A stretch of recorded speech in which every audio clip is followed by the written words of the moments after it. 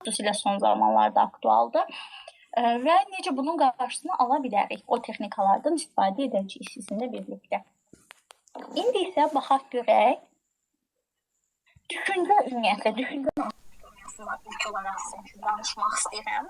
Çünki bizim mövzumuz adında olduğu kimi bir analiz hissəmiz var bizim, bir də anksiyete, yəni həddindən artıq düşünmək, overthinking və onu da gətirib çıxartdığı anksiyete. Ümumiyyətlə, analiz nə deməkdir? Analiz hər hansı bir problemi həll etmək üçün düşüncələrdə məqsədyönlü şəkildə istifadə etmə prosesidir. Və bu da eyni zamanda hədəfə yönəlmiş, hədəfə fokuslanmış və bir də bizim üçün yaradıcı, həll edici bir prosesdir. Yəni, hər hansı bir problem və yaxud da ki, qarşınızda bir dərs çıxdı, bir mövzu çıxdı. Siz onu birinci bir analiz edirsiniz ki, bu necə bir mövzudur, mən bunu nə qədər vaxtda öyrənə bilərəm, mən buna nə qədər zaman sərf edə bilərəm və yaxud da ki, bunu təkrarlamağa ehtiyacım varmı, yoxsa yoxmu? Bax, bu təhlili aparmaq bir analiz prosesidir. Amma overthinking dediyimiz hissədə isə məsələnin özündə həmin problem, xüsusən də bunu daha çox problem olaraq algıladığımıza görə hər hansı yaşadığımız bir problemdə, hər hansı yaşadığımız bir situasiyada, hadisənin özündə ilişib qalmaqdır. Və bu məqsədə yönəlmir. Yəni, xüsusi bir, daha doğrusu nəticəyə yönəlmir, məqsəd daşımır. Orada heç bir şey əldə etmirsiniz. Və daha çox da negativ senarilərlə dolu olan düşüncə dövranı. Düşüncə dövranı da dediyimiz nədir? Yəni, bəzən biz istənilən bir şey haqqında düşünürük və bizdə gündə 100 milyonlarla düşüncə gəlib ağlımızdan keçir. Düzdürmü? İndi hal-hazırda məni dinlədiyiniz anda belə ağlımızda müəyyən düşüncələr keçir. Düzdürmü? Amma artıq overthinking nədir? Müəyyən bir düşüncəyə və yaxud da ki, müəyyən bir hadisəyə artıq ilişib qalmaq və onun ətrafında qurduğumuz senariləri təkrar düşünmək və analiz etməkdir. Burada hətta sizin üçün bir nümunə də qeyd etmişəm. Əgər hər hansı bir işə başlamaq üçün 5 dəqiqəlik bir plan qurursunuzsa, yəni bir gəzintiyə çıxacaqsınız, bir qrup olaraq, nə bilim, bəlkə şagirdlərinizi aparacaqsınız, bəlkə tələbə yoldaşlarınızla gedəcəksiniz. Orada bir 5-10 dəqiqəlik zaman ayırdığımız hal var ki, hara gedəcəyik, hansı nəqliyyatdan istifadə edəcəyik gedəndə və yaxud da ki, kimlər gedəcək və yaxud da ki, bir ödəniş yığılır, kim nə qədərdən verəcək. Baxın, bu nədir? Analiz prosesidir. Bir məqsədi var, çünki sonda bir nəticəyə gələcəksiniz və buna struktur şəklində müəyyən bir zaman ayırırsınız və həll olur. Amma yox, əgər siz o işin uğursuz olacağı barədə bütün mümkün negativ senariləri düşünürsünüzsə və 3-4 saat boyunca dayanmadan o şeyi fikirləşirsinizsə təkrar, bu artıq overthinkingdir. Yəni, bir gəzintiyə gediləcək, plan qurduq, analiz etdik, düzdürmü? Bu başqa bir şeydir. Amma gəlin bunu overthink çərçivəsindən baxsaq, burada artıq nə olacaq? Yox, orada gələn iştirakçılar gəlməyəcək, pulun verməyəcəklər və yaxud da ki, orada getsə bir qəza baş verəcək, gedəcəyimiz yer yaxşı olmayacaq, orada bəlkə bizə yaxşı xidmət göstərməyəcəklər və başımıza nəsə bir şey gələcək. Bu hadisə baş verəcək situasiya haqqında dayanmadan təkrar negativ düşüncələr ssenarisini beyninizdə təkrarlanmış olursunuz. Overthinking deyəndə daha çox bizim bunu nəzərdə tuturuq. Ümumiyyətlə, gəlin, indi biz 2 təməl nöqtəsinə baxaq overthinkingin. Ki, hansı 2 təməl nöqtəsi var? Nəyə qeyd edə bilərik burada? Overthink 2 təməl hissədən ibarətdir. Bunun birincisi təkrarlayıcı düşüncə, yəni rumination. Digəri isə narahatçılıq, yəni worry dediyimiz bir qavramdır. Bu da Susan Nolet Hoeksemanın tədqiqatları nəticəsində daha çox bunları qeyd ediblər. Və onun tədqiqatları da nəyi göstərirdi? Bu arada bunları bir-birindən gəlin biraz ayırmağa çalışaq ki, nə deməkdir bunlar? Ruminasiya nədir? Ruminasiya odur ki, daha çox keçmişə yönəlir. Keçmişdə baş vermiş, artıq baş verib bitmiş bir hadisənin üzərində belə deyə biz düşüncələrimizi təkrarlayırıq. Niyə belə oldu? Bu xüsusilə də bir çox halda hamımızın başına gələn bir situasiya olur.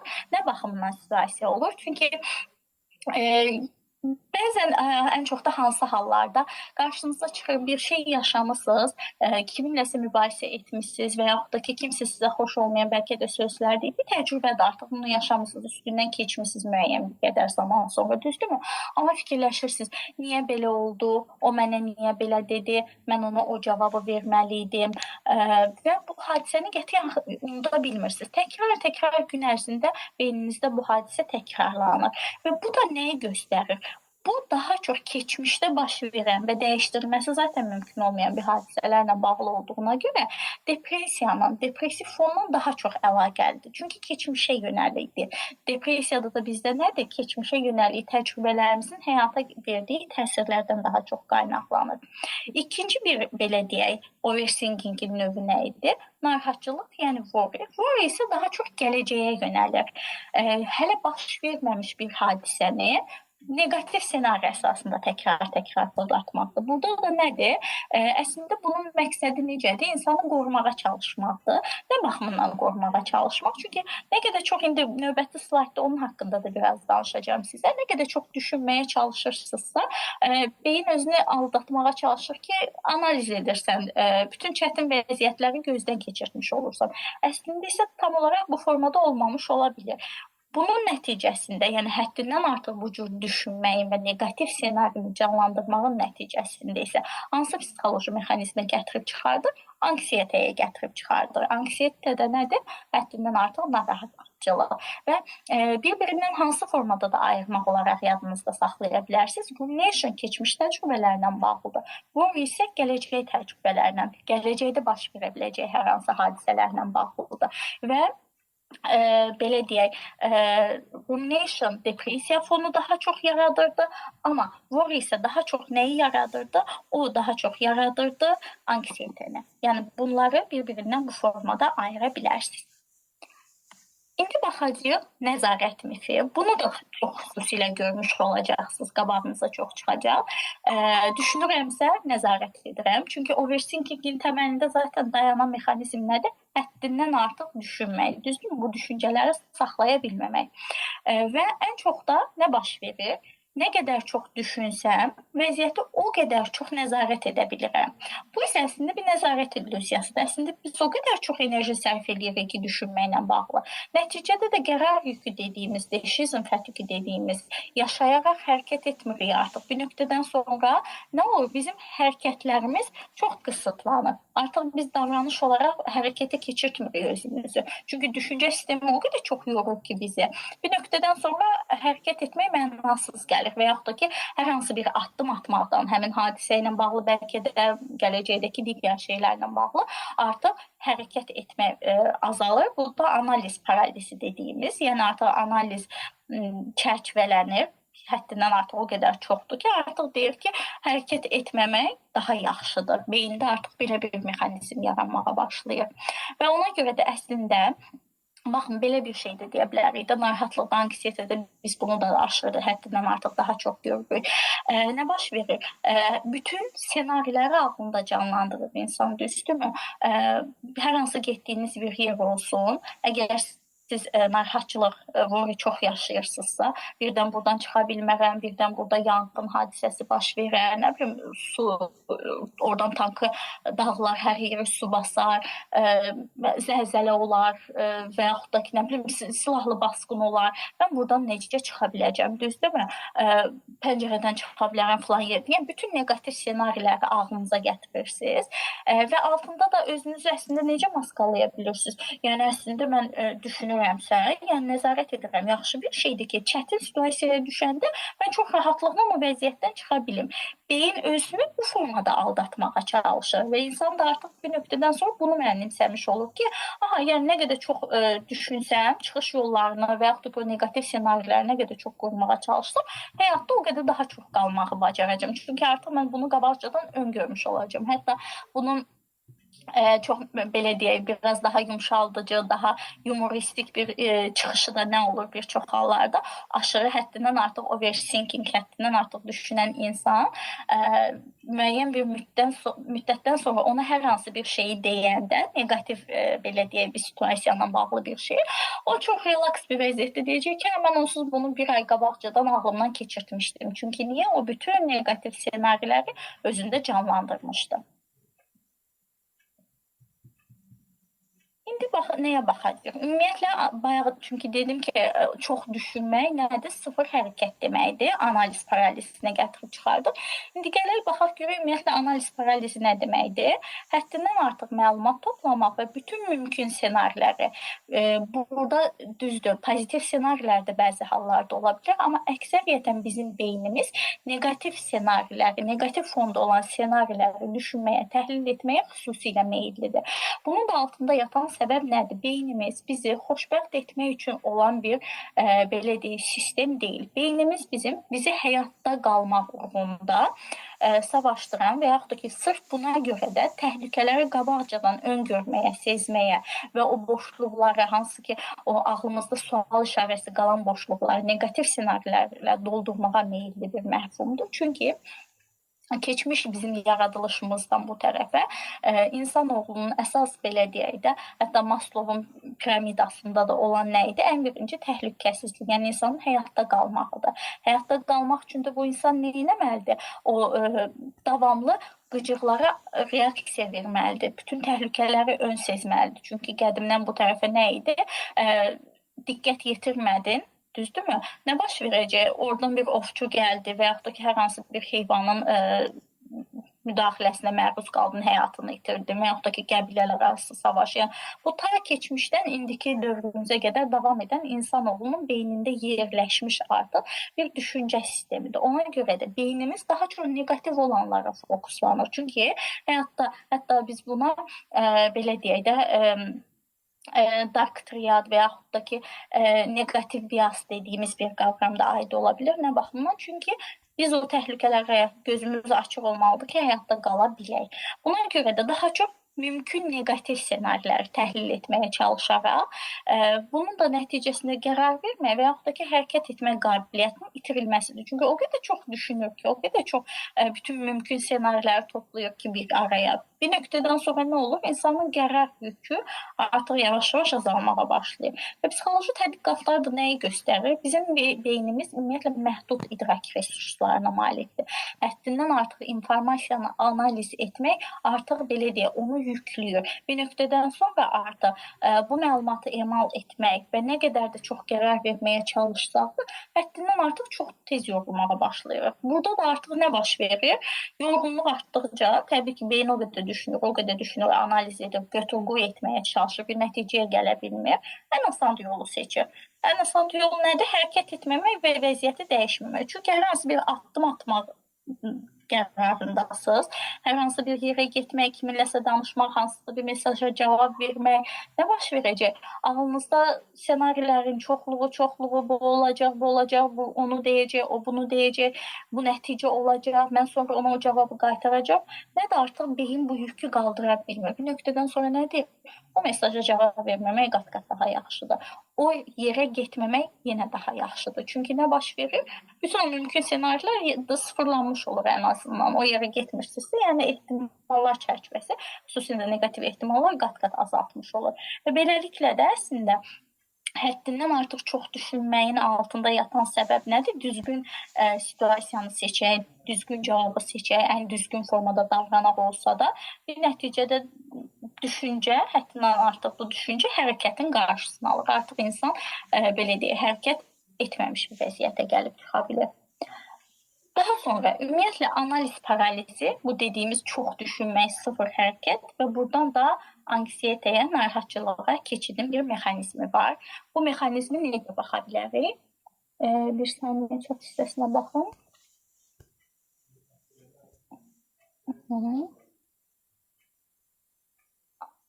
Aha, bu hissəsinə bu arada yekunlaşdım. Ondan sonra tək-tək hamısını oxuyacağım və sual və yaxud da ki, fikirləriniz varsa bunları birlikdə müzakirə edərik. Keçid mexanizmi bir. Bu arada mən burada 2 keçid mexanizmi qeyd eləmişəm. Birinci keçid mexanizmi nədir? Zehni dövran. Yəni, düşüncə və emosiya. Sırf zehni fəaliyyət, yəni düşünmə, necə birbaşa güclü, həm fiziki, çünki anksiyetə nədir, narahatçılıq, bunun açıqlamasını, izahatını sizə növbəti slaytda qeyd eləmişəm, amma qısaca demiş olum, bizdə həm emosional, həm də fiziki simptomlara gətirib çıxardır. Fiziki simptomlarımız nədir? Bizim ürək döyüntümüz sürətlənir, əllərimizin içərisi tərləyir, yanaqlarımız qızarmağa başlayır, yerimizdə dura bilmirik bəzi hallarda. Emosional simptom nədir? Həddindən artıq narahatçılıq, hisslərin qarışması və s. Necə olur ki, bu sadəcə həddindən artıq beyində gedən bir düşünmə prosesi anksiyetə gətirib çıxarda bilir. Bu bizim daha çox nə ilə bağlıdır? İdrak emosiya təhrifi, xətası ilə baş verir. Bu da necə ortaya çıxa bilir? Təhlükənin qavranılmasının güclənməsi. Nədir bu təhlükənin qavranılmasının güclənməsi? Həddindən artıq düşünmək, xüsusən də nə demişdi, anksiyetədə worry hissəsi, yəni gələcəyə yönəlik həddindən artıq düşünmə daha çox idi, düzdürmü? Biz beynimizdə davamlı təhlükə ssenarilərini təkrar-təkrar canlandırırdıq, düzdür? Başımıza gələ biləcək bütün fəlakətləri, o ortamda ola biləcək bütün negativ ssenariləri. Bunu həddindən artıq çox düşünmək, artıq beynimizdə amigdala var bizim. Amigdala nədir? Bizim emosiya mərkəzimizdir. Bizim bütün emosiyalarımız amigdalada canlanır. Hətta bir çox hallarda biz həddindən artıq gərgin, narahat, əsəbi və yaxud da ki, çox faciəvi bir situasiyanla üzləşəndə bizim serebral korteksimiz, yəni burada prefrontal xüsusilə korteksimiz, hansı ki bu nədir? Bizim məntiqli düşünən hissəmizdir beynin. O artıq aktivliyini bloklayır, saxlayır. Nə baş verir? Amigdala artıq orada aktivləşir. Amigdala da aktivləşdiyinə görə necədir? Biz emosiyalarımızla, hisslərimizlə situasiyaya cavab veririk, reaksiya veririk. Bir çox hallarda da sonra nə olur? Vəziyyət sakitləşir, amigdalanın təzədən işığı sönür, sakitləşir, artıq prefrontal korteksimiz üzə çıxanda, aktivləşəndə biz ondan sonra məntiqən düşünürük ki, mən burada yanlışca belə deyə cavab verdim, mən həddindən artıq çox əsəbləşdim, mən orada o insana o sözü deməməli idim bəlkə bir nöqtədə. Yəni bir sözlə həddindən artıq narahatçılıq halında bizdə amigdala, emosiya, belə deyək, hissəmiz xüsusilə aktivləşir. Ümumiyyətlə amigdalada da bizim duyğu təcrübə mərkəzimizdə paralel olaraq nə baxımdan bizim keçmiş hadisələrlə bağlı, xüsusən də yenə negativlə bağlı ki, yenə həyatda qalmaq uğrunda mübarizə ilə əlaqədar, onlar yığılır amigdalada və biz oxşar situasiyanla qarşılaşanda amigdala xüsusilə aktivləşir ki, bax keçmiş təcrübənə bənzəyir. Orada əziyyət çəkmişdin, orada narahat olmuşdun, orada çox ağlamışdın, çox aqressivləşmişdin. Bax, oxşar situasiyadır, özünü qoru, özünü müdafiə elə. Və nə olur ümumi nəticə olaraq? Həddindən artıq çox düşündü və davamlı negativliyi fikirləşdi. Amigdala artıq həyəcan siqnalı alır və neyniyir? Artıq real təhlükə ilə, çünki biz nədir? Qarşımızda biz şir və yaxud da ki, hər hansı bir vəhşi heyvan görəndə yenə bizim amigdalamız aktivləşirdi və bizim beynimizdə nə gedirdi? Döyüş və qaç, o heyvanla mübarizə var ya da mübarizə aparmaq çətindirsə, döyüşmək mümkün deyilsə, qaçıb vəziyyətdən xilas olmalısan. Və artıq normal bir vəziyyətdə, hansı ki, həqiqətən təhlükə anında bu mexanizm beynimizdə işə düşürdüsə, artıq bu negativ ssenarini çox fikirləşəndən sonra gündəlik vəziyyətdə də başlayır bu amigdala aktivləşməyə və ortada heç bir səbəb yoxdur. Sadəcə düşünmə vasitəsilə, o ssenarini düşünməklə artıq beynimizdə davamlı hər an təhlükə siqnalı yanırmış kimi bir vəziyyət ortaya çıxır. Təsəvvür edin, davamlı beyninizdə təhlükə var, problem var, müdafiə ol kimi bir rejim ortaya çıxır. Bu da neynir? Bədən avtomatik olaraq döyüş və ya qaç rejimini işə salır. Bu da anksiyetə fiziki simptomlarını, yəni narahatçılığın fiziki simptomlarını artırmağa başlayır. Bu da nə idi? Bayaq dediyim ürək döyüntüsünün artmağı, nəfəs darlığı, sanki nəfəs ala bilmirsiniz. Bu formada nəfəs alma başlayır və ən əsası da əzələ gərginliyi artıq Negativ bir situasiyalarda necə olur? Əllərimiz yığılır, bədənimiz gərginləşir. Bu da yenə nədir? Gördünüz, bir düşüncə mexanizminin artıq beynimizdəki hissəni pozmasından anksiyetəyə gətirib çıxarda bildi. Yəni bir sözlə həddindən artıq düşünməyin anksiyetəyə gətirib çıxartdığının birinci mexanizmi bu formadadır. İndi baxaq başqa hansı formada belə deyə üzə çıxmış ola bilir. İkinci isə səbəbimiz EU olaraq qeyd etmişəm. İndi bunun açıqlamasını da qeyd edəcəm sizə. Aparılan tədqiqatlar nəyi göstərir? Bu arada ümumiləşmiş anksiyeta pozuntusu, belə deyək və yaxud da ki, ümumiləşmiş narahatçılıq bizim sırf birbaşa dildə termin olaraq desək, hal-hazırda DSM-5, yəni psixoloji xəstəliyin diaqnostikası kriteriyalarına bağlı olan kitabda daha çox bu formada qeyd olunur. Bu overthinking və yaxud da ki, narahatçılıq bunun içərisindədir. Və qeyd edilir, əsas xüsusiyyəti hansı ki, qeyri-müəyyənliyə dözümsüzlükdür.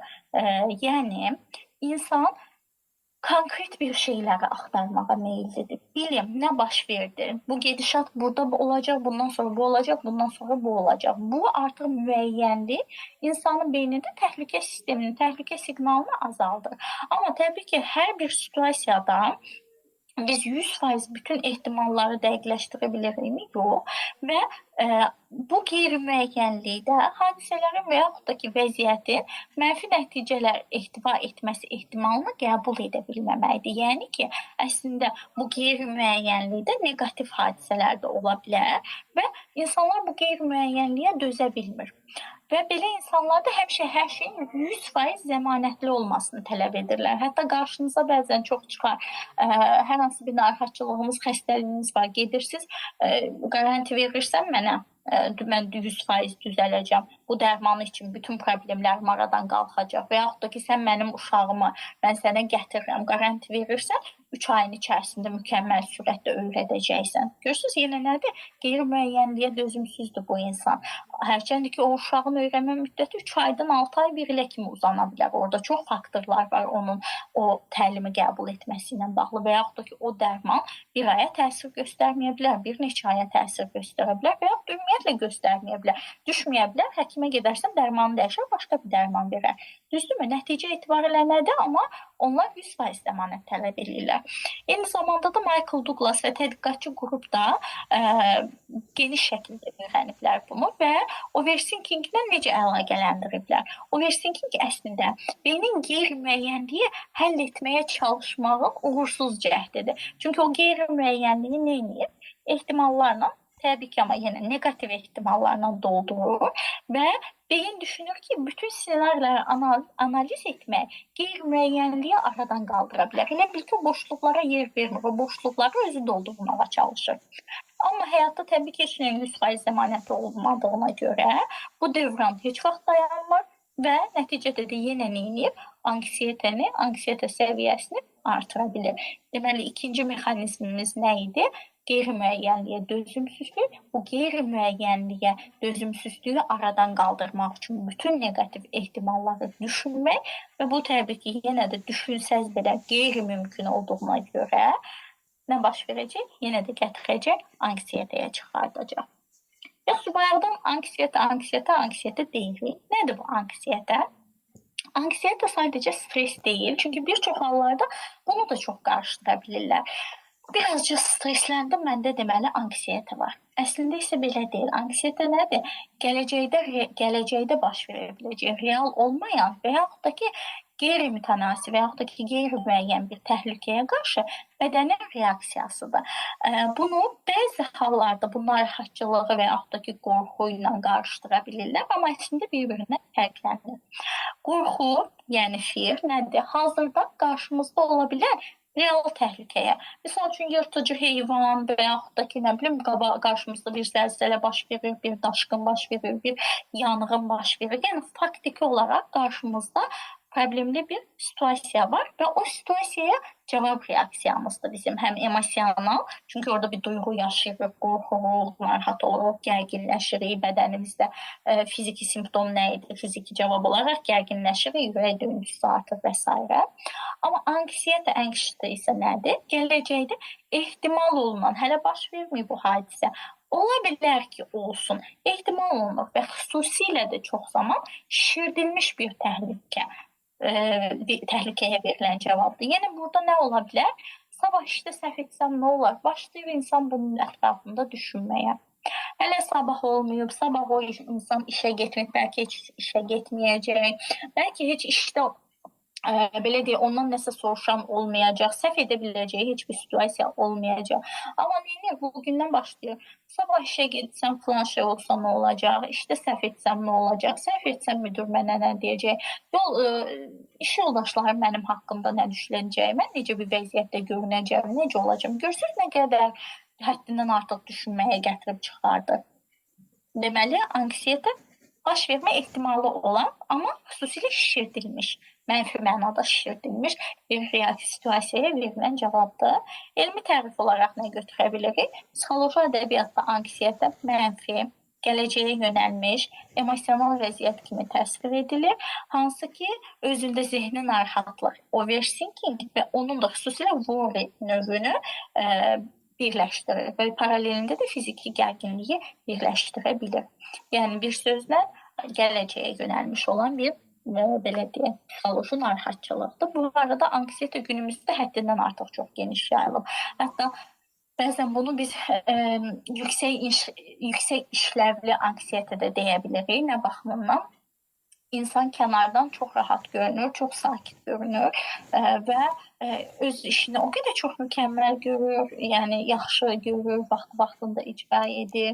Amma nəticə etibarilə əslində onu etdiyi situasiyada həddindən artıq gərginlik və narahatçılıq keçirdi və o narahatçılığı keçirdiyinə görə onu da nəyə görə yüksək işləvlidir? Çünki situasiyanı idarə eləyə bilir, bir nöqtədən sonra onu belə deyək, uyğunlaşdıra bilir öz işinə, ailə həyatına, gündəlik həyatına. Amma yenə də o tamamladığı işlərlə bağlı hər hansı bir şeyləri düşünərkən, edərkən nə baş verir? İçində daxili narahatçılıq həddindən artıq çox olur. İndi gələcəyik biraz texniki hissələrinə, yəni nə baxımından texniki deməyim, praktik hissələrinə daha çox.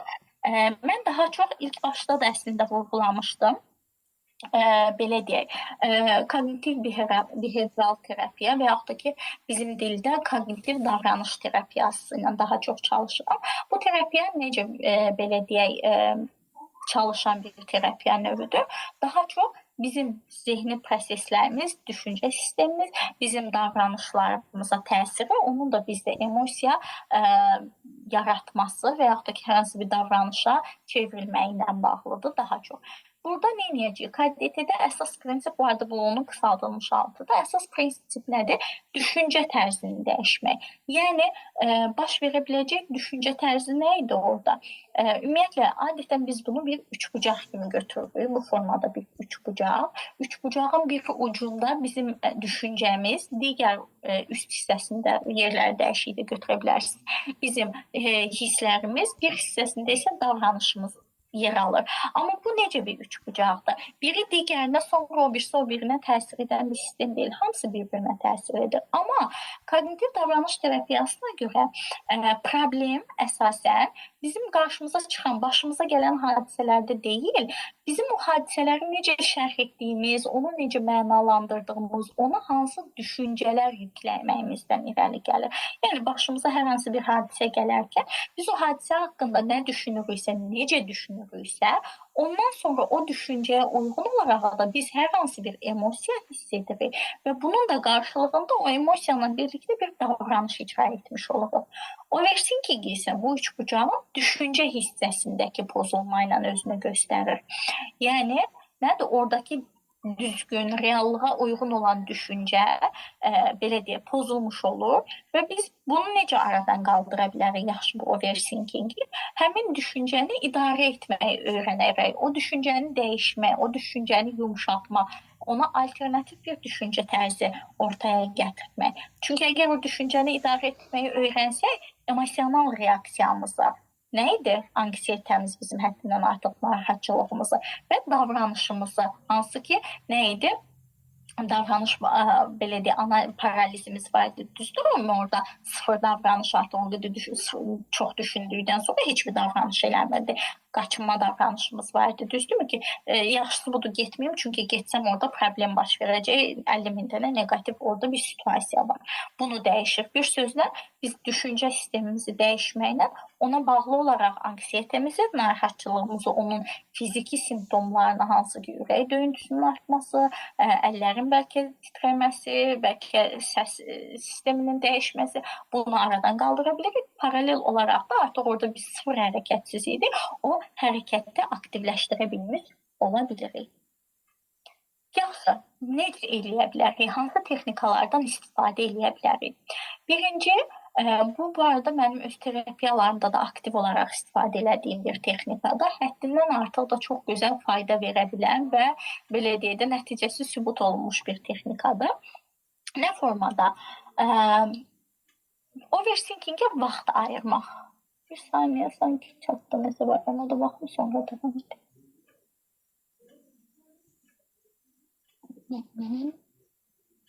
Aha, 4 dəqiqə qalıb sunum bitməsinə yeni link açıb göndərəcəm. Tamam. Hətta deyəsəm 1 dəqiqəyə yaxın qalıb. Bir saniyə baxın burada. İkinci linkdə biz bunun haqqında daha rahatlıqla danışaq ki, bölünmüş olmasın, sizin fikrinizdə qarışmasın. Gülbahar xanım deyib, mən eləyəm, yəqin danışdım hissələrdə. Lalə xanım qeyd edir ki, düşünürəm ki, ta balacalıqdan valideynlər uşağa öz fikrini deməyə icazə verməyəndə, onu ayıblayanda ortaya çıxır bunlar sonradan. Ola bilər, düzgün qeyd etmişsiniz. Təbii ki, bu uşaqlıq təcrübələri ümumiyyətlə bizim istənilən belə deyək də düşüncə mexanizmimizin formalaşmağında, bizim özümüzü ifadə etməyimizdə, gələcəyə, özümüzə, ətrafdakı insanlara baxış tərzimizin formalaşmağında bizim yetişdirilmə tərzimiz, ailəmizin ailə modeli və sosial mühitin bizə təsiri çox ciddi mənada rol daşıyır. Çünki nədir? Əsas olan biz gözümüzü açırıq, ortalama bir 2 yaşından sonra, 3 yaşından sonra özümüzü dərk etməyə başlayırıq və biz ailəmizdən gördüyümüz davranışları, onların bizə dediyi fikirləri xüsusilə daha çox mənimsəyirik və bunu da belə deyək, normalmış kimi qəbul edə bilirik. Keçmişdə gələcəyimdə düşünmürəm, yaşayıram rəsmən, neynəmiş? Keçmişdə gələcəyimdə düşünmürəm, yaşayıram rəsmən, neynəmişəm belə. Tam anlaya bilmədim, Zəbnə xanım bunu mənim üçün açarsınız növbəti dəfə. Fikirləşirəm, yəqin. Orada nə baş verəcək? Bir özünüzə stop deyirsiniz, dayan, gözlə. İndi yox. Mənim səhər və yaxud da ki, o axşam dediyimiz 19:00 olan o 15 dəqiqəlik zaman dilimində mən bu narahatçılıq vaxtında düşünəcəm bu düşüncəni. Neyinirsiniz? Bir onu dayandırmış oldunuz. İkinci, nəzarət etmə mexanizmi biraz işə düşməyə başladı. Və təyin olunmuş vaxt gəldikdə, hansı ki, bütün gün hər dəfə ağlamasa, bu arada bu ilk başlarda çox rahat ola bilən və yaxud da ki, 1 günün, 2 günün, 3 günün içərisində çox rahat otuzdura bildiyiniz bir mexanizm olmur təbii ki. İlk dəfələrdən bunu etdiyiniz zaman alınmayanda özünüzə çox yüklənməyə çalışmayın. Ola bilən bir halda. Yavaş-yavaş, çünki uzun müddətdir bu mənfi senarilərlə davam etdiyiniz bir belə deyək, xüsusiyyəti mexanizmi çox qısa bir zaman ərzində təbii ki, aradan qaldıra bilməyəcəksiniz. Amma hər dəfə sizə özünüzə xatırlatma edirsiniz və geri plana atırsınız ki, saat 17:00-da, 19:00-da fərq yoxdur. Overthinking saatında bunu düşünəcəm. Və təyin olunmuş vaxt gələndə də nə edirsiniz? Bütün narahatlıqları artıq şuurlu olaraq düşünürsünüz və vaxt bitdikdə bu düşüncəyə son qoyursunuz. Bəzən ola bilər, özünüzdən asılı olmaz, şuursuzcasına uzun müddət düşünərsiniz. Bunun da qarşısını almaq üçün nə edəcəksiniz? Orada zəngli saat, siqnal və yaxud da ki, hər hansı bir şey qoyursunuz, bir aralıq qoyursunuz və vaxtınız bitəndə, hansı ki 15 dəqiqə ayırmışdınız, 20 dəqiqə ayırmışdınız, nə edirsiniz? Artıq o siqnal çalır, tamam, bitdi. Beyninizə bunun siqnalını göndərə bilərsiniz. Yox, əgər bu sizdə həddindən artıq çoxdursa, nə edə bilərsiniz? Bir günə 1 saat deyil də, bir günə 2 dənə narahatçılıq saatı ayırıb, sonra yavaş-yavaş bunu 1-ə çevirib, ondan sonra da yavaş-yavaş tamamilə aradan qaldıra bilərsiniz. Dediyim kimi, bu nəticə olaraq nəyə kömək edəcək? Beyin düşüncələrə nəzarət edə biləcəyini öyrənir. Yəni, hansı ki, deyildiyimiz bunun qarşısını ala bilmirik, həddindən artıq çox olur. Bu kimi situasiyalarda nə baş verir? Artıq deyir ki, bir dur, dayan, mən nəzarət eləyə bilirəm. Bu düşüncə gələndə onu saxlaya bilirəm, ikinci plana ata bilirəm. Və overthinking dövranı hansı ki, avtomatik baş verirdi, Şuurlu nəzarətə keçir. Artıq sizdən asılı olur. Siz onu dəyişə bilirsiniz, siz onu stoplaya bilirsiniz, siz onu ikinci plana ata bilirsiniz. Müəyyən bir zamana ertələyə bilirsiniz. Yəni bu baxımından bu əslində çox faydalı ola bilən, faydalı gələn bir texnikadır. Bir digəri isə qeyd edəcəm sizin üçün fiziki həll yolları. Hansı ki, fiziki həll yolları burada da nə idi? Belə deyək, anksiyetədə nə demişdik? Fiziki simptomlar həddindən artıq üzə çıxır. Nə idi? Ürək həddindən artıq çırpınması, bədənin əsməsi, əzələ gərginliyi, düzgün nəfəs ala bilməmə, həyəcanlı şəkildə nəfəs alma. Bu da fiziki, yəni bu simptomları azaltmaq üçün və yavaş-yavaş aradan qaldırmaq üçün nədən istifadə edə bilərsiniz? Beyni sakitləşdirmək. Nə baxımından sakitləşdirmək? Bədəni tənzimləmək. Buradakı yeni məqsədimiz nədir? Anksiyetənin fiziki simptomlarına birbaşa təsir etmək üsulu. Bunlardan birincisi diafragmatik nəfəsdir.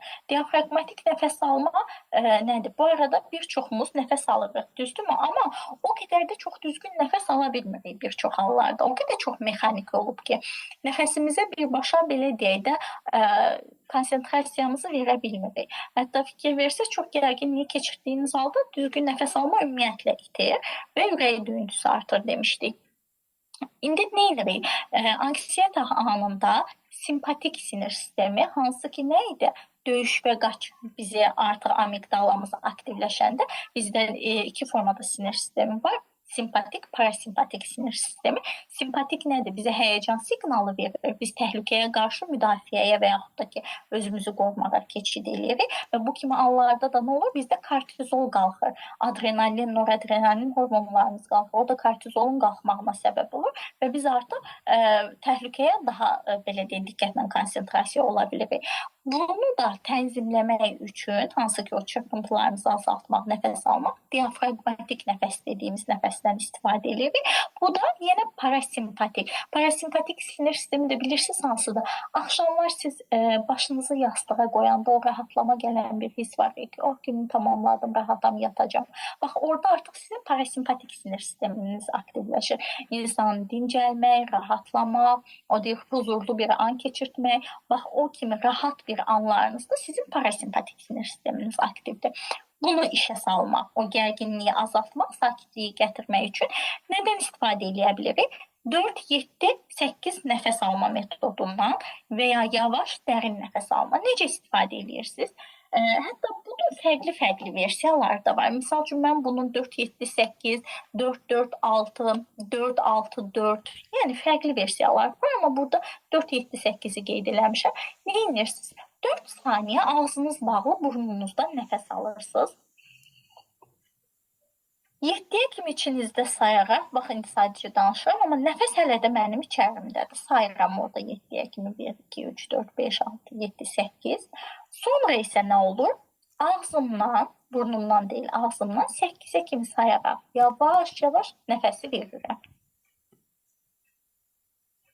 Bunu bir neçə dəfə təkrarlamaq, ortalama 3-4 dəqiqə, 5 dəqiqəyə kimi və yaxud da ki, ən azından bir 4-5 dəfə ard-arda bunu təkrarlamaq sizdə parasimpatik sinir sistemini aktivləşdirəcək və siz baxacaqsınız ki, ürək döyüntünüzün sürəti azalmağa başlayır, həyəcanınız nisbətən sistemləşir, əvvəlki qədər sizi çox narahat eləmir.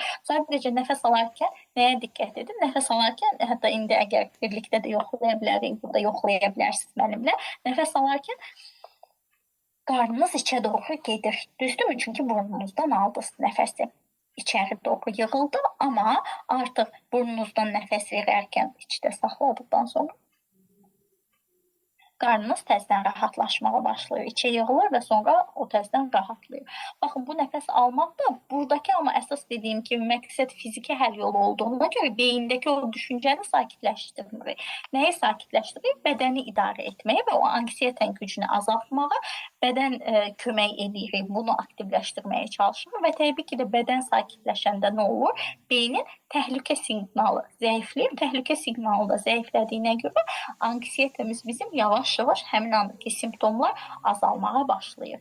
İndi burada qeyd etmədiyim əlavə sizə 2 dənə də texnika qeyd eləmək istəyirəm, 2 hətta bəlkə 3. Birincisi nədir? beyindən kağıza köçürtmə, yəni necə istifadə edə bilərsiniz? Bunu ifadəli yazma hətta texnikası da deyilir. Gün ərzində bu arada yazma, hətta bəzən bu jurnal tutmaq, gündəlik tutmaq həqiqətən də faydalı gələ bilən bir belə deyək xüsusiyyətdir. Nə baxımından? Çünki həddindən artıq çox düşünəndə yenə beyniniz o qədər çox dolu belə qarışıqdır ki, fərqli-fərqli fikirlər, fərqli-fərqli ehtimallar hamısı bir-birindən baxın bu formada iç-içə keçmiş bir vəziyyətdədir. Amma siz onu vərəqə yazdıqda, bir dəftərə yazdıqda, beyninizin içərisindən çıxardıb bir gözünüzün önünə gətirdikdə, həm beyində biraz boşalma prosesi baş verir, həm də kənardan gördüyünə görə daha şuurlu şəkildə analiz edib reaksiya verə bilir. Bu da nədir? Praktiki səhifəyə boşaltma, yəni gün ərzində 5-10 dəqiqə zaman ayırırsınız özünüzə. O 5-10 dəqiqəlik zaman çərçivəsində ağlınızdan keçən düşüncələri, ehtimalları, senariləri və s. yəni nə varsa hamısını yazırsınız oraya. Amma yola verməyin, ötürməyin, nəyisə gizlətməyin. Zaten sizin görə biləcəyiniz bir şeydir. Sonda nə edə bilərsiniz? Bitdi, kağıza baxırsınız, 3 bölmə ayırırsınız. Bir vərəq götürün ki, 3 hissə ayırın. Burada da nəyə fikir verəcəksiniz? Ən çox baxa biləcəyiniz hissə və nüans daha çox nə olacaq? Nəzarət edə bildiklərim, yəni bu situasiyada, bu yazdıqların içərisində mən nəyə nəzarət edə bilərəm? İkincisi, problemin həllinə tələb olunanlar, yəni mən nə edə bilərəm o problemin həllini aradan qaldırmaqla bağlı və ən sonuncuda sadə təkrarlayıcı düşüncələr, yəni worry düşüncələri hansılardır? Baxın, görün orada həqiqətən problemin həllinə dair bir çıxış yollarımı düşünürsünüz?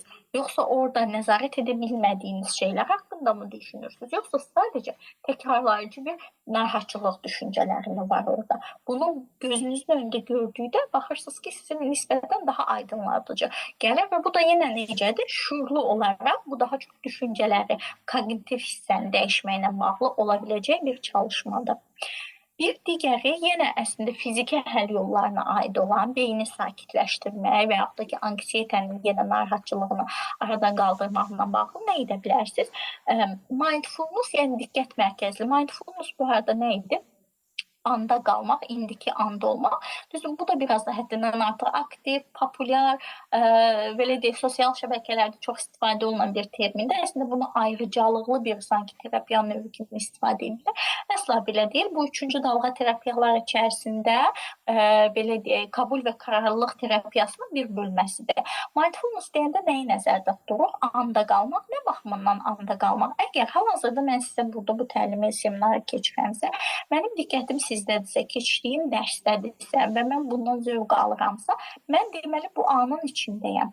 Və yaxud da siz hal-hazırda orada məni dinləyirsinizsə, bəlkə mənim dediklərimi analiz edirsiniz, bəlkə nə ilə əlaqələndirirsiniz. Yəni bir sözlə buradadırsa sizin diqqətiniz, bədəniniz, düşüncəniz, deməli siz indiki anın içindəsiniz. Yox, amma ola bilər ki, bəlkə siz hal-hazırda burada Zoom açıqdır, məni dinləyirsiniz, amma fikriniz sabah gedəcəyiniz yerdədir. Kiməsə nəsə cavab vermişdim, verməmişdim, onu düşünürsünüz. Nəyinsə planını qurursunuz, bəlkə əlavə başqa bir şey edirsiniz. Bunda artıq nədir sizdə? Artıq siz mindfulness vəziyyətində deyilsiniz, yəni indiki anda deyilsiniz, andan qopmusunuz. Ya keçmişə yönəlik bir takıntıların, düşüncələrin içərisindəsiniz, ya da gələcəklə bağlı bir narahatçılığın içərisindəsiniz. Bu kimi situasiyada sizi indiki ana qaytarmaq üçün hansı texnikadan istifadə edə bilərsiniz? 5, 4, 3, 2, 1 grounding texnikası. Burada necə bir texnikadır? Necə istifadə edə bilərsiniz bu texnikanı? Ətrafınızda gördüyünüz 5 dənə bir şeyi saymağınız istənilir sizdən. Hal-hazırda, misal üçün, mənim yanımda kitab var, yanımda kofem var, qarşımda kompüterim var, nə bilim, orada bir şkafım var. 5 dənə bir əşyanı sadaladım.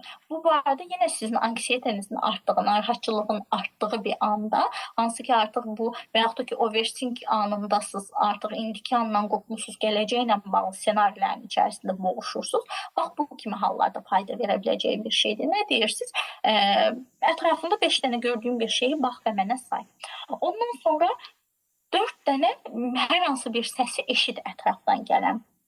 Nə bilim, yan otaqda uşaq səsi gəlir, burada kompüterin hər hansı bir cızırtısı var və yaxud da ki, nə bilim, mən masanı hərəkət kreslomu fırladıram, ondan çıxan bir səs var. Nədir? Bir 4 dənə səsi algıladım mən artıq ətrafımda. Ondan sonra 3 dənə hər hansı bir səthə kompüterin səthinə toxundum, nə bilim, kreslomun səthinə toxundum, öz saçıma toxundum, bunun materialını hiss elədim. 2 dənə qoxunu fərq edin. Ətrafda hər hansı bir qoxu gəlirmi? 2 dənə nə qoxusu gələ bilər? Nə bilim, bir ətir vurmuşam, onun qoxusu gəlir. Nə bilim, ətrafda yemək bişib, küçədən nəsə bir şey keçir, onun qoxusu gəlir. 2 qoxunu algılamış oldunuz. Və bir dənə də nəysə hər hansı bir şey dad təsəvvürünüzdə canlandırmağa çalışın və yaxud da ki, ağzınızda nəysə dadı varsa o dadı canlandırmağa çalışın. Bax, bunu etdiyiniz halda bu 5-4-3-2-1-i nə olacaq? Siz artıq o yine keçmişdəki təkrarlayıcı ruminasiyalı düşüncələrdən qopacaqsınız, yəni uzaqlaşacaqsınız və yine paralel olaraq da gələcəyə yönəlmiş olan o çoxlu təkrarlayıcı düşüncələrdən uzaqlaşırsınız. İndiki ana qayıdırsınız. Mən hal-hazırda buradayam, varam, ətrafımda falan şey baş verir, bunu görürəm, bunu eşidirəm. Neydir? Yenə də sizin indiki andasınız, təhlükə yoxdur, problem yoxdur, narahatçılıq yoxdur və sağam, salamatam. Bu artıq belə deyək də o təhlükə siqnalını azaltmağa kömək edir. Bir saniye, çok üzr istəyərək mən bu kompüterim zayıf qapına qoyum. Sonra sizinlə birlikdə təzədən davam edək. Yəni ən çox faydası ola biləcək sistem və mexanizm burada bununla bağlı ola bilər.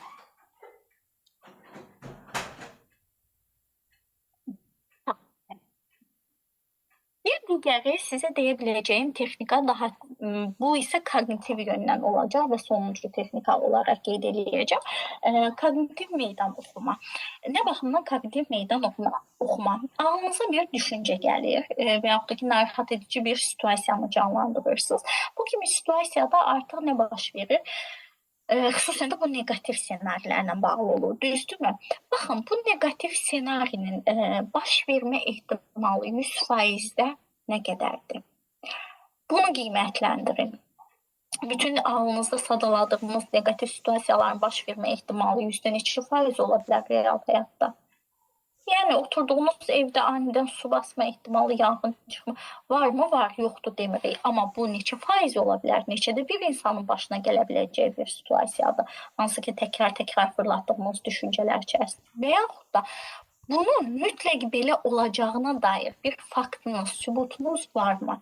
Deyirsiniz ki, yolda gedəndə uşaq necə bir situasiya, rahat bir örnək deyər. Bugün mən misal üçün fikirləşirəm ki, sizin qarşınızda çıxış eləyirəm və yaxud da ki, neçə saat bundan əvvəl əgər mən o versin eləyən biri olsaydım, deyəcəkdim ki, yaxşı bacarmayacağım, alınmayacaq. Bunun ola bilmə ehtimalına dair faktlar nələrdir? Varsa ola bilər, amma mövzunu bilirəm, hakiməm, tutaq ki, bu hissəyə mənim sahəmdir, təcrübəm var bu sahədə, nə bilim, mən bunun terapiyasını aylarla almışam, özüm terapiyaya getmişəm və s. Yəni ki, nəticə mənim qorxduğum qədər, fəlakətləşdirdiyim qədər varmı, yoxsa yoxmu? Bu da yenə beyinə hansı siqnalı vermiş olur? Əslində, təhlükə o qədər də mənim fəlakətləşdirdiyim qədər deyil. Buna görə də artıq yavaş-yavaş orada düşüncə hissəni biraz dəyişməyə çalışa bilərik. Və məni dinlədiyinizə görə, diqqətinizə görə təşəkkürlər. İndi yazdıqlarınızı chat hissəsinə baxın. Bu arada indi hal-hazırda suallarınız varsa, ağlınızda qalan fikirləriniz varsa mənimlə bölüşə bilərsiniz. O vaxta kimi isə mən belə deyək, sizin yazdıqlarınıza baxın. Deməli, bir də çox məşğul olan zaman o versin getməyə vaxt qalmır məncə. Baxın, burada Ruhiyyə xanım, əslində haqlısınız. Çünki məşğuliyyət, nə demişdik, çox düşünəndə artıq nəsə edə bilmir, düzdür. Məşğuliyyət faydalıdır. Ümumiyyətlə, istənilən bir halda, hətta burada fiziki egzərsizlər dediyimiz, yəni yürüyüş etmək, idman etmək, hər hansı bir gəzintiyə çıxmaq, təbiət havası və s. bunlar da həddindən artıq qat-qat çox faydalıdır. Sadəcə qaçırmamalı olduğumuz bir dənə xırda nüans var ki, bu məşğul olmaq, nəyin məşğul olmağıdır? Bəlkə sırf düşünməkdən qaçmaq üçün həddindən artıq fəaliyyətlə başınızı qatırsınız. Bu da nədir əslində? Düşünmədən qaçınma davranışıdır. Buna birazca diqqət yetirə bilərsiniz. Çünki əslində biz bunu aradan qaldırmağa çalışırıqsa, biz heç bir fəaliyyət etmədiyimiz zaman da bunu aradan qaldırmağa çalışırıq.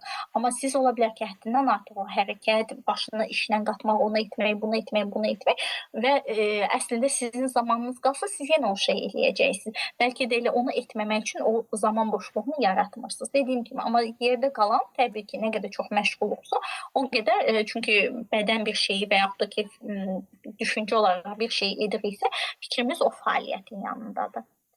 Mən həyəcanlananda, nəyəsə fikirləşəndə bədənim çənəm əsir, əllərimin içi tərləyir. Deməli, Gülbahar xanım, bax bu artıq nəyin göstəricisi ola bilər? Anksiyetənin göstəricisi ola bilər, narahatçılığın.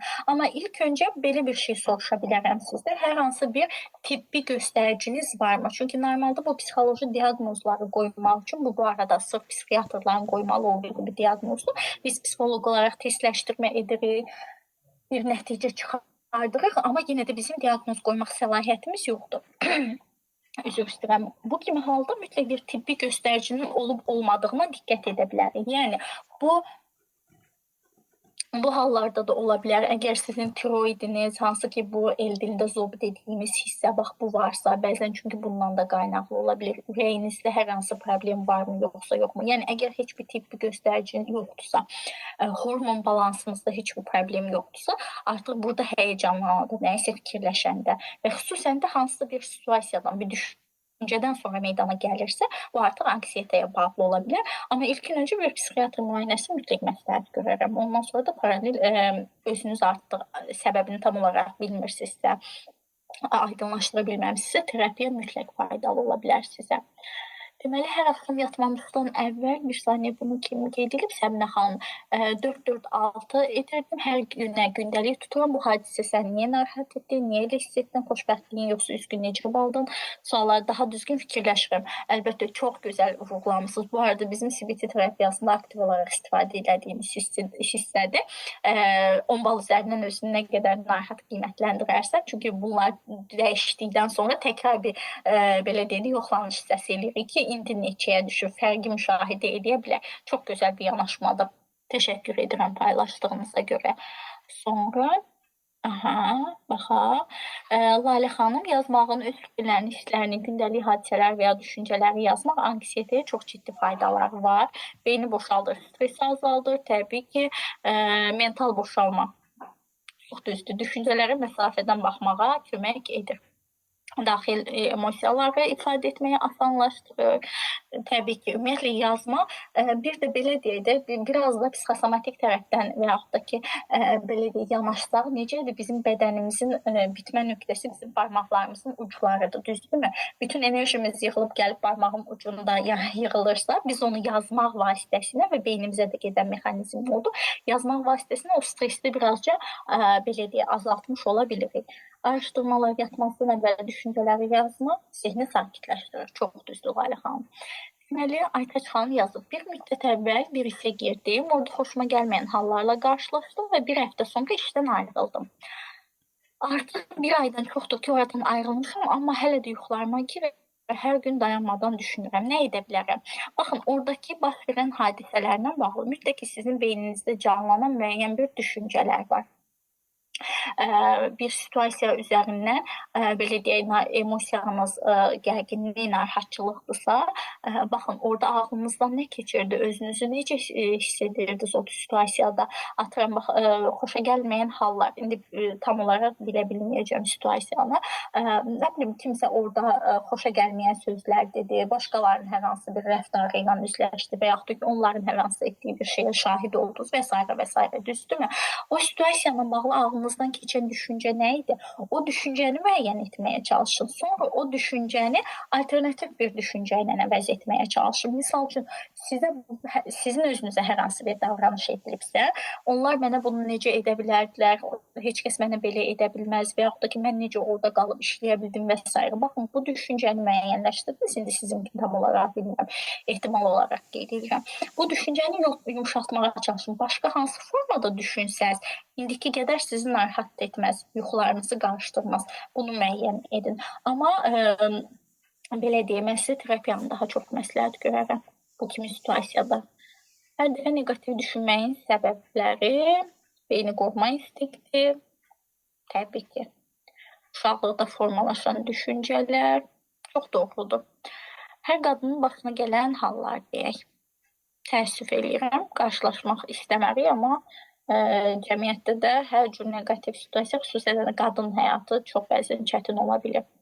Lalə xanım qeyd edeyim, negativ düşünmək bir dəfə, 2 dəfə, 10 dəfə təkrarlandı, beyin yeni neyron yollar yaranır. Yəni sanki bu yola getmək daha asandır deyir. Ona görə də pozitiv düşünmək çətin gəlir. Hər dəfə hadisə ağla ilk ola bilər təbii ki. Deməli, Səminə xanım qeyd edib ki, məncə o versin ki, 15 dəqiqə çoxdur, 5 dəqiqə bəhs edər. Bu mənim şəxsi düşüncəmdir. Həyat qısadır, narahat olmağa dəyməz. Biraz da borcluyam deyə şüuraltıma elə gedir.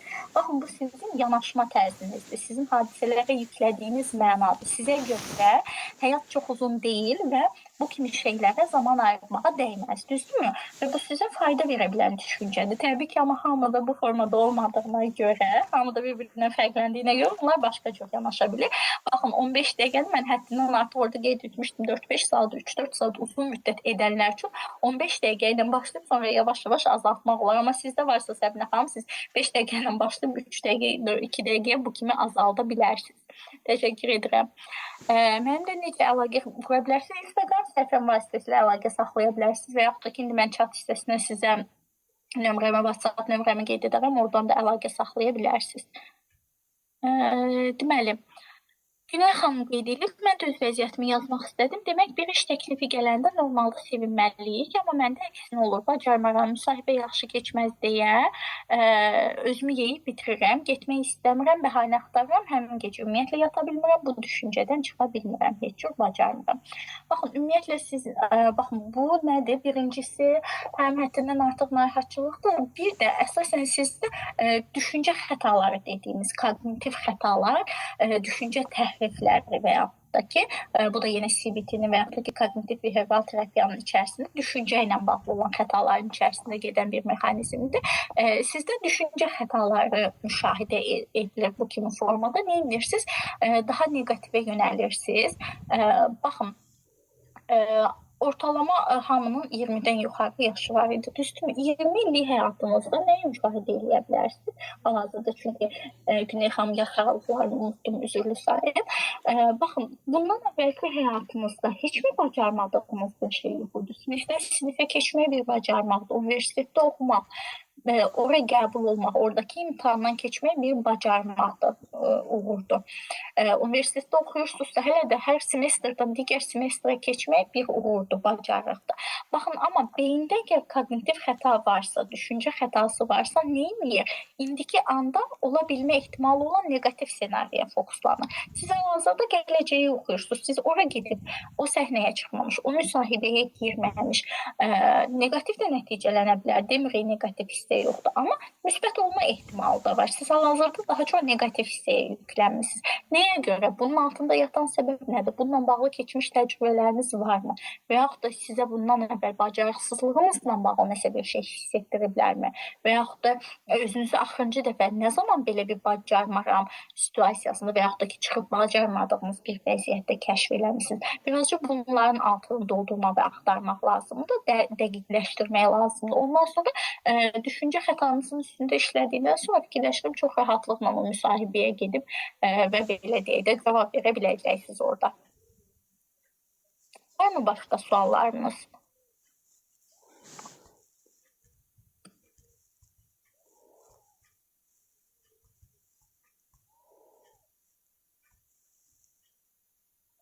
Bu arada nömrəmi qeyd elədim, chat hissəsindən baxa bilərsiniz. Deməli, bir sualımız vardı, ona baxın. Əgər evdən çıxanda elə bilirik ki, hamı bizə baxır, bizi izləyir, bu anksiyetədir. Belə deyə, anksiyetə diaqnozu qoymaq üçün əslində onun özünün kriteriyaları var. Anksiyetə əlamətidirmi? Əlamətidir. Amma paralel olaraq özgüvənin də aşağı olmasının əlaməti ola bilər. Ətrafda 200 insan var. Yəni hamı nəyə əsasən fikirləşirsiniz ki, mütləq hamı sizə baxır? və yaxud da ki, tam tərsi. Bir də baxın, bundan istifadə edə bilərsiniz. Özünüzlə bağlı sərt yargılarınız, özünüzə qarşı sərt sözləriniz varsa, təşəkkür edirəm Səbinə xanım xatırlatmamıza görə. Yavaş-yavaş 10 dəqiqəyə yəqin ki, bitirərik deyə fikirləşirəm. Baxın, görürsünüz, özgüvən sıfırdır. Birinci o özgüvənin üzərində çalışmaq lazımdır. Ümumiyyətlə, nəyə görə özgüvən aşağıdır? Özgüvən sıfırdırsa, zaten özünü qiymətləndirmə də aşağıdır. Ona görə olduğunuz qabiliyyətlər, potensialı olduğundan da aşağı qiymətləndirirsiniz. Olduğu səviyyədə yox, heç olduğundan yuxarıda olaraq demirəm, olduğundan aşağı səviyyədə artıq özünü qiymətləndirmədə də problem yaranmağa başlayır orada. Anksiyetənin əlaməti ola bilər, amma bu belə deyək də diaqnozu qoymaq üçün ən azından onun müəyyən zaman davam etməsi, müəyyən sahələrdə sizin həyatınızda maneəçilik törətməsi və paralel də başqa bir neçə belə deyək də əlamətin, simptomun olması lazımdır. Belə deyək də bir sadəcə simptoma, bir neçə xırda şeyə görə təəssüf ki, diaqnoz qoymaq mümkün deyil. Özünüzü də o formada belə deyək kriteriyalanmağınızı, damğalamağınızı qətiyyən istəmirəm ki, hə, məndə bu əlamət varsa, deməli məndə anksiyetə var. Anksiyetənin əlaməti ola bilər, anksiyetənin hər hansı dediyimiz kimi simptomu ola bilər, amma birbaşa özünüzü o formada damğalamayın. Nə edə bilərsiniz? Bir psixoloji testdən keçə bilərsiniz. O psixoloji testdən xüsusən də CCL-90 dediyimiz günlük aktiv olaraq istifadə etdiyiniz psixoloji vəziyyətin qiymətləndirilməsi testi. O testdən keçirə bilərik sizi və ondan sonra orada hansı sferalarda problem var, daha rahatlıqla müəyyənləşdirə bilərik. Asosiallıq anksiyetə məndə var, amma boş verdim. İndi bir saniyə. Çox taxırdım, bu diaqnoz qoyulmuşdu, amma unutdum adını. Baxın, bu diaqnozu sizə kim qoymuşdu? Səbinə xanım, psixiatr, nevroloq, kim yəni qoymuşdu səlahiyyətli, yəni bir sözlə həkim olaraq belə deyək, peçatı olan bir insan mı qoymuşdu, yoxsa necə və bunun müalicəsini almışsınızmı, yoxsa necə? Almışsınızsa, əgər bunun təkrar yoxlanışa ehtiyac var, dərmanlarını da öz başına kəsmişsinizsə xüsusilə. Deməli, insan özünə psixoloji olaraq diaqnoz qoya bilərmi? Mən özümü digər insanlar sanki analiz edirəm, amma ifadə etmə bacarığım yoxdur. Baxın, Səbinə xanım, özümüzə psixoloji diaqnoz qoya bilmərik. Necə eləyə bilərik? Fərqindəyiksə, işin içindəyiksə, nə bilim, kriteriya DSM-5-i biliriksə və yaxud da ki, digərinin adı ya da XBT onu biliriksə, Avropa dəyərləndirməsini. Tamam, oradakı kriteriyaları, diaqnostik göstəricilərə baxaraq müəyyənləşdirə bilərik ki, hə, məndə bu simptom var, məndə özümdə bunu müşahidə edirəm, özümdə bunu görürəm. Amma diaqnoz birbaşa həkim tərəfindən qoyulmalıdır və belə deyək də, əslində təəssüf ki, günümüzdə diaqnoz anidən gedirsən, bir neçə simptomu deyirsən və o saat qoyurlar, resept yazırlar, göndərirlər. Əslində müşahidə olunmalıdır. Çünki bir çox diaqnozun qoyulması üçün ortalama 3 aydan 6 aya qədər davam edən bir zaman müşahidəsi lazımdır. Yəni bəzi diaqnozlar var ki, o ən azından 6 ay davam etməlidir ki, onu qoya bilsinlər. Və yaxud da 3 aydan az olmayaraq o simptomlar, 2 həftədən az olmayaraq o simptomlar davamlı özünü göstərməlidir. Ona görə yox, biz təəssüf ki, sadəcə fərz edə bilərik ki, məndə bu var, özümdə bunu müşahidə edirəm, amma diaqnoz qoyaraq yox, qoya bilmirik təəssüf ki. Gün içində, misal üçün 10 dənə iş görülməlidir, ancaq başlaya bilmirəm, ertəliyirəm, həmişə ən sona qalır işlər. Nə edə bilərəm bu barədə? Nə edə bilərsiniz? Gündəlik işlərinizin siyahısına çıxardın və ən çətin olanı ən birinci eləyin. Çünki zaten oradakı çətin olanlar gözünüzü qorxudur və onu da bəzi hallarda sonu saxladığımıza görə daha faciəvi gələ bilir sizdə.